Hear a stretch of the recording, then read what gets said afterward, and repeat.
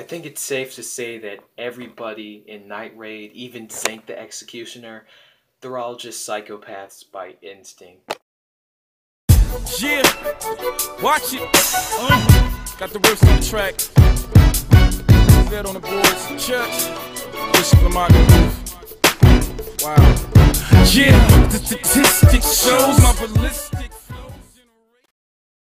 So in this episode, we got a bunch of history about what happened with the Imperial Arms, which we saw in the last episode. Mine with that sniper called Pumpkin. That was an Imperial Arms, but it goes back to about 500 years ago, where this king of this kingdom, he wanted to protect his kingdom, but he knew he was going to die, so he decided to gather up materials from these dragon beasts, from these type of crystals and stuff, and then he made 48 weapons called Imperial Arms, and almost every member of the Night Raid has one.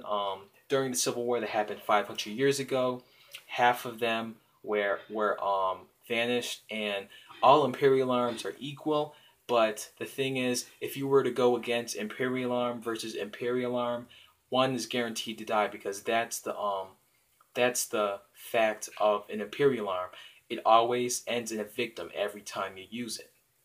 So then we see how everybody has one. You have you have Lionel, which is what Leole has. You have Shilei's scissors. You have Mine's pumpkin, and then you have Akame's Murasame.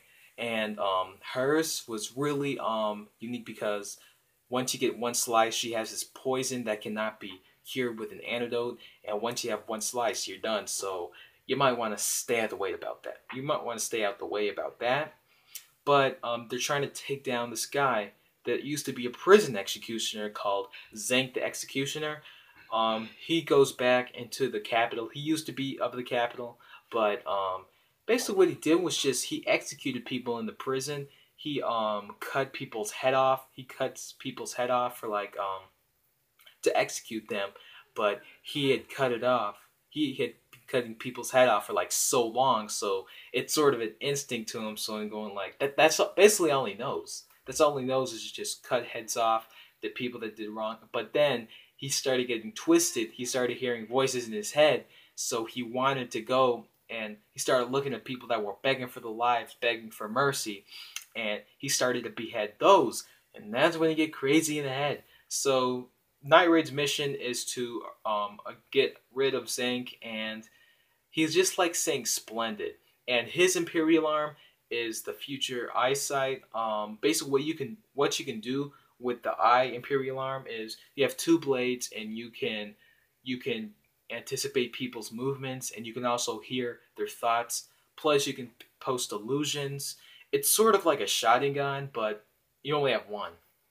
You're not Kakashi, but you got like a Sharingan in your head. So sort of look like Tien Shinhan. But Tatsumi and Akame are in a group, and they're searching for Zank.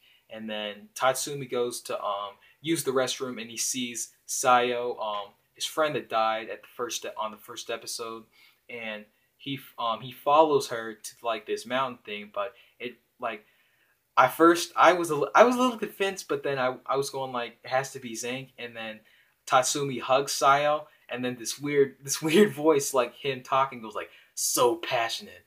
Go like, oh shoot, that's a little creepy to me. So then he backs up, he realizes that it's Zank, and they start fighting each other. And Tatsumi is having a hard time because, again, Zank has that eye Imperial Arm. He can anticipate people's movements and hear their thoughts. So he's just calling out all the movements that he was about to do. But then he couldn't get him on the neck. So mentally he won this, said by Akame. And Akame jumps in, trying to fight Zank. And she is really fast. So it was a little difficult for Zank to try and hit her. I mean, it was a little tough. It was a little tough with Tatsumi, because Tatsumi, he has a bunch of power, but he wasn't as fast as Akame, obviously. So then Zank tries to use that illusion thing and shows her Akame's sister, Muriyomi, I think that's what her name is. And this is a really good tactic that she used with illusions.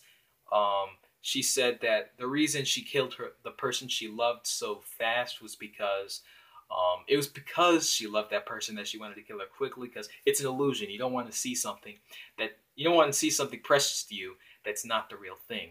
Which it was a one up for her, and he was saying that he was traumatized by hearing all these voices in his head, which probably made him become a killer. I'm not sure, but Akame never heard the voices, even though she's a ruthless psychopath. She never heard the voices. Zank did.